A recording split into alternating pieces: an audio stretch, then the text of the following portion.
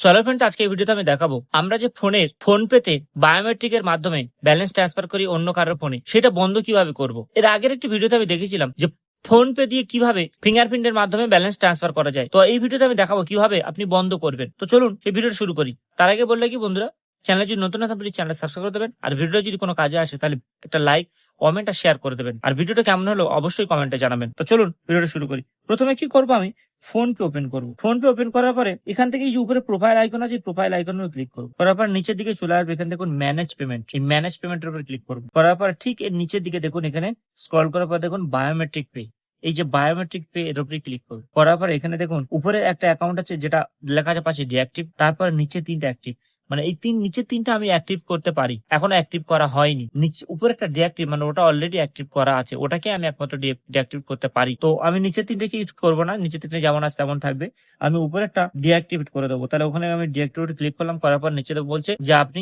Deactive করতে চাইছেন, deactivate biometric payment deactive করতে চাইছেন।